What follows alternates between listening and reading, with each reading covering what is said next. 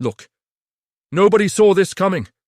Humanity was merrily existing in our corner of the galaxy, convinced we were alone, when the Krell Dominion showed up. And I mean, showed up like that one relative at Thanksgiving, who somehow always finds your house, even though you have moved 4 times.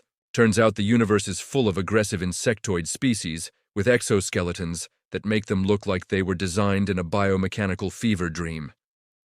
The Krell had been the dominant force for about 300 years. They conquered more, and they really perfected the whole conquering thing. But here's the kicker. They had this weird honor code about strength. Before they steamrolled your civilization, they gave you a shot in something called the Trials. One-on-one combat in their ancient arena. Win, and you get to be an equal trading partner. Lose, and congratulations, you're now a resource. Earth's military leadership panicked. The United Nations went into overdrive. They needed a champion. Not just any champion, but someone who could represent humanity's strength and ingenuity. Someone tough, someone smart, someone inspirational. So naturally, they picked Marcus Vance. Marcus wasn't a decorated general or a specially trained government soldier. Marcus was a former construction foreman from New Jersey who had gotten incredibly jacked after his divorce. He spent most of his time arguing with the gym guy about proper form and texting his ex-wife sarcastic comments about her new boyfriend.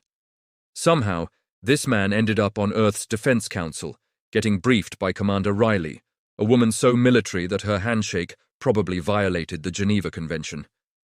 The briefing room was all sterile whites and concerned faces. Riley laid it out like she was describing a nuclear launch procedure. The Krell champion was a creature called Vrax. Vrax had won 17 consecutive trials. Vrax had personally destroyed 3 minor civilizations that challenged him. Vrax was big. Vrax was strong. Vrax had never lost.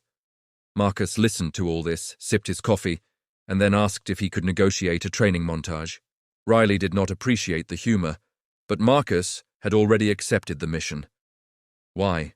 Because Marcus understood something fundamental about being human that nobody else in that room got.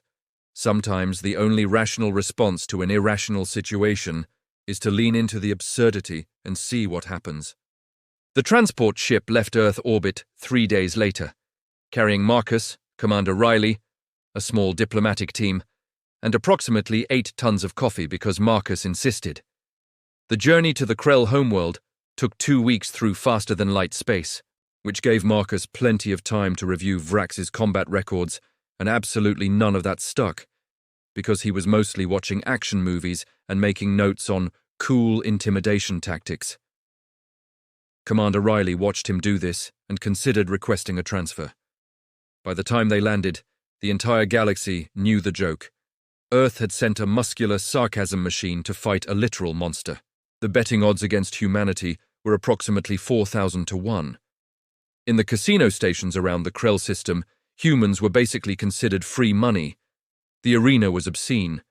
Picture the Colosseum, but if it was built by aliens who had never heard of subtlety and had access to planetary engineering equipment. The structure rose from the ground like a titanium fist punching through reality. It was carved from a solid rock formation, expanded with force fields and reinforced with materials that humans didn't have names for. The stands could seat approximately 6 million spectators. On the day Marcus arrived, they were full. Krell, Venorians, Quilaxians, and about 40 other species had come to watch humanity get destroyed. There was merchandise. Actual merchandise. Someone was selling plushy versions of Vrax next to little foam weapons shaped like human arms. It was humiliating. Marcus walked into the arena's preparation chamber, and his first reaction was to ask if the bathroom was titanium reinforced, because he was pretty sure he was about to need it. Commander Riley didn't laugh. The Krell ambassador, a magnificent bastard named Scritch, greeted them with the kind of smile that looks great on a negotiating table, but absolutely terrifying on a creature with 12-degree mandible rotation. Scritch was tall, even for a Krell, with an exoskeleton that shifted between dark blues and purples. He spoke in common Galactic, which sounded like someone had fed a violin to a wind machine. Scritch explained the trials with the tone of someone describing rules to a toddler. There would be 3 phases: strength challenges, endurance tests, and a final trial that had eliminated every single previous challenger who wasn't from a species with 3 redundant neural systems. Marcus nodded along, asking stupid questions about whether he could use the bathroom between rounds and if the medical bay had good coffee. Scritch's translator struggled with the sarcasm. Meanwhile, Vrax was already in the arena proper, casually lifting boulders the size of office buildings and throwing them like baseballs. The crowd was roaring. Sports fans across the galaxy were live-streaming it. This was basically the Super Bowl if the Super Bowl could actually destroy humanity. Commander Riley pulled Marcus aside. She had that look that military people get when they're about to say something deeply honest. She told him the same thing his ex-wife had probably told him the night they split. The smart people are counting on you to be smarter than you are pretending to be. Marcus assured her he was absolutely planning to wing it and see what happened. He then walked out onto the arena floor, made eye contact with Vrax, and made a joke about the Krell champion's posture looking like it hurt. The crowd went silent. Vrax tilted his head, a gesture that probably meant he was considering which part of Marcus to destroy first. Commander Riley considered requesting that transfer again. The preparation chamber smelled like ozone, and something vaguely like burned insect, which was not comforting. Marcus was fitted with a standard competition suit that was rated for about 500 Gs of force distribution. The suit was probably designed for something 10 feet tall and made entirely of muscle. On Marcus, it looked like he was wearing an expensive sleeping bag that promised to keep him alive for approximately 3 seconds longer than he'd probably need. The medical team ran scans. They checked his bone density, his muscle composition, his organ function. They seemed genuinely concerned that he was, in fact, an actual carbon-based life form and not some kind of trick. One doctor asked if Earth had gravity 6 times higher than the standard. Marcus said no, he just had really good genetics and a solid gym routine. The doctor looked devastated that the explanation was so mundane. By the time Marcus made it to the arena entrance, the sun was setting over the stadium. Dramatic lighting, naturally. The Krell probably scheduled these things specifically for optimal theatrical effect. He could hear the crowd through the tunnel. Millions of voices, betting slips being placed, merchandise flying off the shelves. Somewhere in that crowd, someone had bet their entire life savings on Vrax to win within the first 5 minutes. They were probably having a very good day about it. Before the official trials began, both champions had to perform what the Krell called a display of capability. This was basically the opening act before the main event, a chance to show the crowd what you were working with. It was also completely unnecessary and entirely theatrical, which meant the Krell loved it. Vrax went first, and he went hard. He walked to the center of the arena and proceeded to do something that would have made every strength athlete on Earth weep into their protein shakes. He grabbed a mountainside, an actual mountain that the Krell had placed in the arena's center for exactly this purpose, and he lifted it. Not just lifted it with one appendage while maintaining perfect balance, then he tossed it like a shot put. The mountain flew across the arena and crashed into a reinforced wall that absorbed the impact without flinching. The crowd erupted. The Krell section was chanting something that probably translated to "destroy the mammal." It was a humbling display of raw power. Then Marcus's turn came. He walked to the center with the kind of confidence that only comes from either complete certainty or complete delusion. He did some stretches that would have horrified any legitimate fitness trainer. He touched his toes, reached for the sky, did a little spin like he was about to do an aerobics class. Then he did something completely unexpected. He challenged Vrax to arm wrestling. The crowd didn't know how to respond. Vrax tilted his head again, a gesture that was becoming Marcus's favorite indicator of Krell confusion. Arm wrestling. That was what Marcus wanted to do. The strongest creature in this quadrant of space versus a human. In arm wrestling, the simplicity of it was either genius or suicidal. Nobody could tell which. They sat at a reinforced table that had been constructed specifically for this moment. Marcus versus Vrax. When the Krell referee gave the signal, something unexpected happened. Marcus didn't go full strength immediately. Instead, he felt out Vrax's leverage, his muscle orientation. The way the alien was distributing power through his exoskeleton. This was construction foreman knowledge. You don't build buildings by pushing straight forward. You understand load distribution. You understand structural integrity. And while Vrax won the arm wrestling match in about 6 seconds, crushing Marcus's arm backward until Marcus was pretty sure his shoulder had been introduced to new dimensions, Marcus had learned something crucial. He'd felt the slight vibrations in the table. The way the arena itself resonated with Vrax's power. The subtle feedback of how this entire massive structure responded to force. Marcus stood up, shook his arm like it wasn't currently on fire, and told Vrax that he seemed pretty strong for a bug. Vrax made a sound that the translators rendered as, "Insignificant mammal will perish." Marcus said that was probably true, but asked if there were any special rules about what constituted strength. Could you be strong without actually moving anything? Could strength be understanding? Could it be knowledge? Could it be about how you interpreted a problem rather than how hard you could push? The Krell judges conferred. Scritch looked mildly annoyed. The trials had rules, after all. Physical trials tested physical strength. It was simple. It was clean. It was, Marcus was realizing, incredibly literal. The Krell were strong in most ways. They were not particularly creative in their interpretation of rules. They'd conquered most of known space through pure military superiority and adherence to protocol. The idea that someone might exploit the loopholes in their own system probably hadn't occurred to them. Marcus was beginning to understand that he didn't need to be stronger than Vrax. He needed to be smarter about the game they were playing. He looked up at the arena structure, studying its architecture. Massive columns supporting the stands. Magnetic suspension fields visible if you knew what to look for. Force distribution networks running throughout the structure. The arena wasn't just a place where trials happened. It was a system. A carefully engineered system designed to handle the kinds of forces that beings like Vrax could generate. Which meant that system had parameters. It had weight limits. It had stress points. It had weaknesses. And Marcus was beginning to suspect that if you understood those weaknesses, you might be able to do something nobody had ever thought to do before. The first official trial phase commenced with Marcus deliberately performing like he'd never lifted anything heavier than a beer can.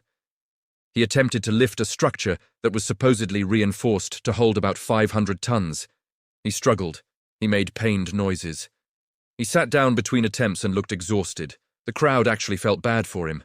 People were making jokes about it. There was a betting pool about how quickly he'd lose. Vrax watched with something that might have been contempt. When Vrax's turn came, he didn't even warm up. He grabbed the structure, lifted it with one massive appendage, held it there for several seconds while the crowd went wild, and then placed it back down like he was setting a child on the ground. Perfect form, impossible strength. Vrax was winning. But Marcus wasn't actually being weak. He was studying. Every time he touched something in the arena, he felt the vibrations. He felt how the ground responded. He was noticing that the arena wasn't solid. It was constructed. It had support systems. It had points where force could be distributed differently. When he sat down to recover, he was asking seemingly stupid questions of the judges. What was the arena made of? How was it supported?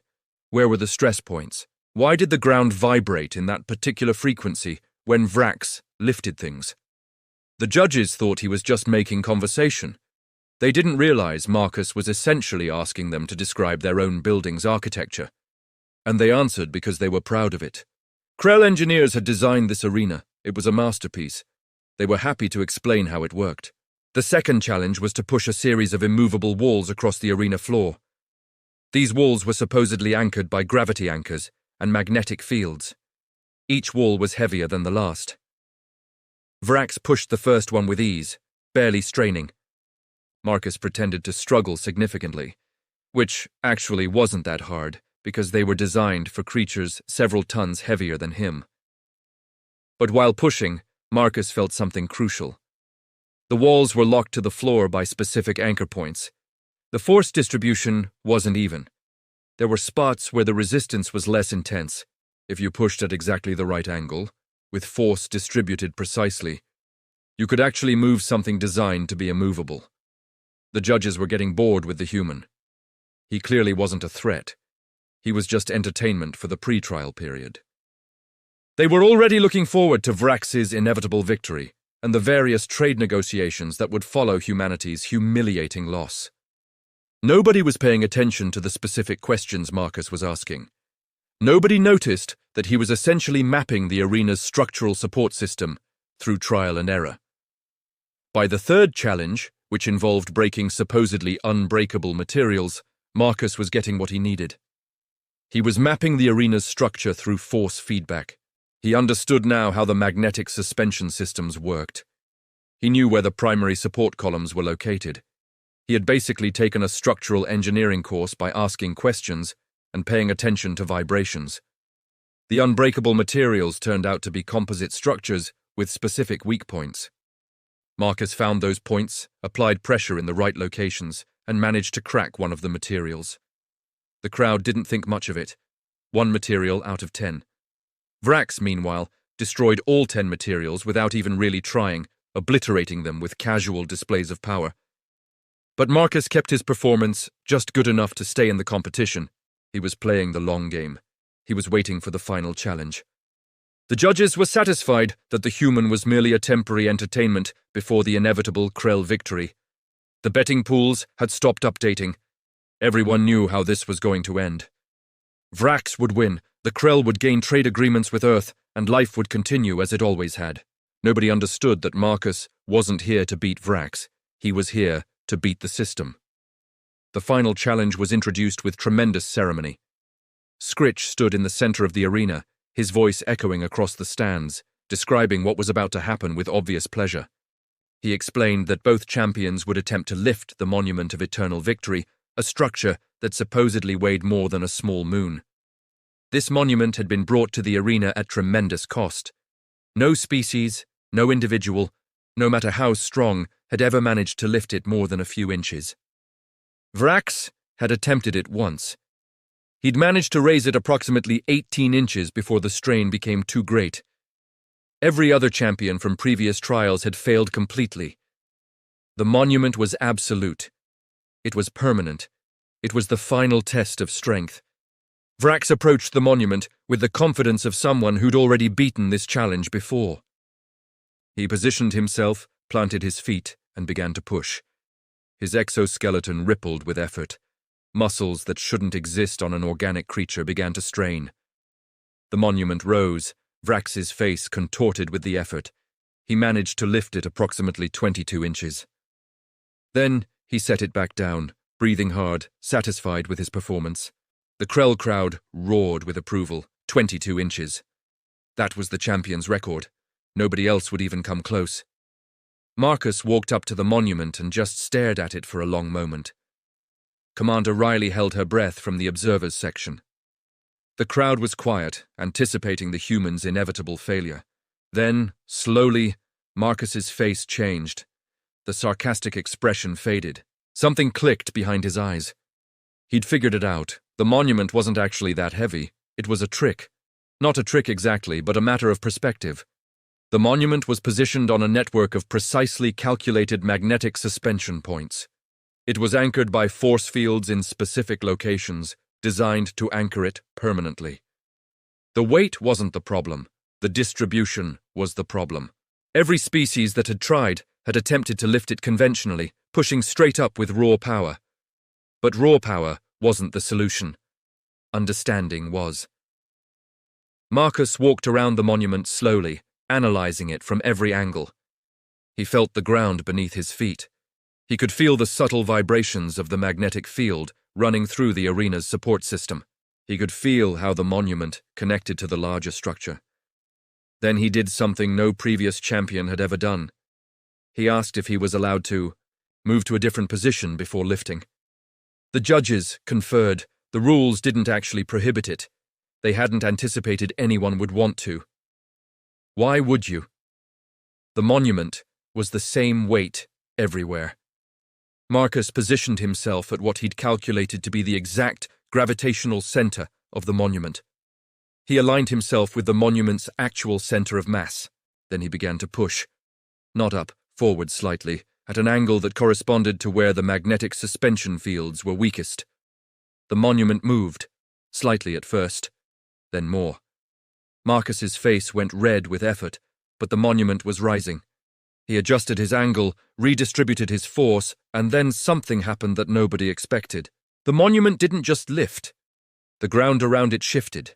The magnetic field anchors released in sequence as Marcus reached the precise point where they were designed to disengage. And Marcus realized something monumentally important in that moment. He wasn't trying to lift just the monument. He was trying to lift everything. The arena's suspension systems were all interconnected. The entire structure was held together by the same magnetic network.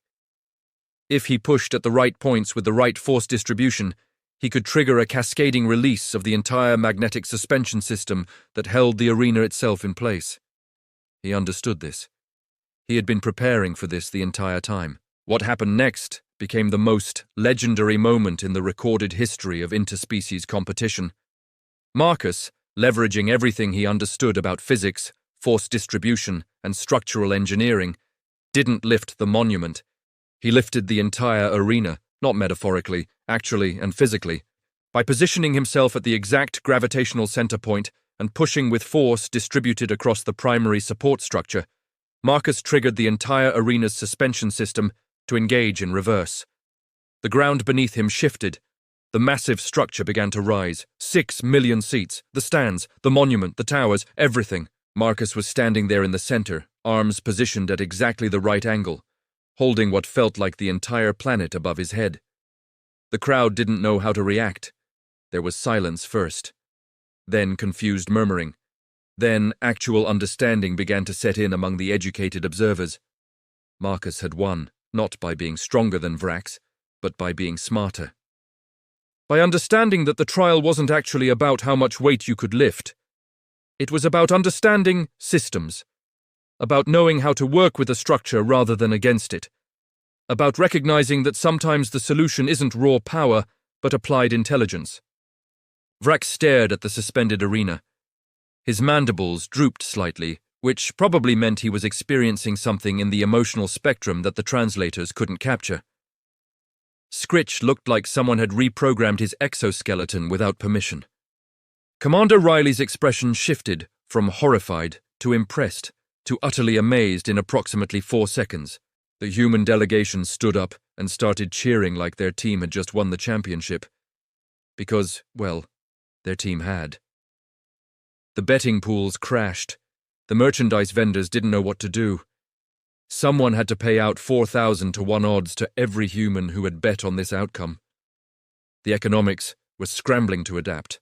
Marcus slowly lowered the arena back down, keeping the suspension fields perfectly balanced, until everything settled back into place. He stepped away from the monument, looked directly at Vrax, and said something in common Galactic that translated to something like, "So, same time next year, or are we good now?" The crowd erupted. Not in unified roar, but in the confused chaos of multiple species, suddenly realizing that the universe had just changed. The Krell were forced to accept humanity as equals. Trade agreements were signed. Military alliances were proposed. Humanity went from probably being food to unexpectedly dangerous in the span of 1 afternoon. Marcus was offered commendations, medals, diplomatic positions, and approximately 3 billion credits in endorsement deals. He accepted the commendations and turned down everything else. When Commander Riley asked him why, Marcus told her that he'd already gotten what he wanted. A story he could tell that nobody would believe. He went back to Earth and probably made jokes about it at his next company reunion. The gym guy definitely asked how his strength training was going. Marcus probably said something sarcastic about lifting arenas. The galaxy learned an important lesson that day. Humanity didn't win because they were stronger. They won because they looked at a problem everyone else saw as purely physical and asked, what if we thought about it differently? Because they understood that strength isn't always measured in force. Sometimes it's measured in perception. Sometimes it's about seeing the angle nobody else considered. Sometimes a human from New Jersey can defeat a galactic empire's greatest warrior not by being tougher, but by being stupidly, perfectly clever about understanding how systems actually work. And that, more than any physical display of power, is why the Krell decided humanity might actually be worth keeping around, maybe even respecting.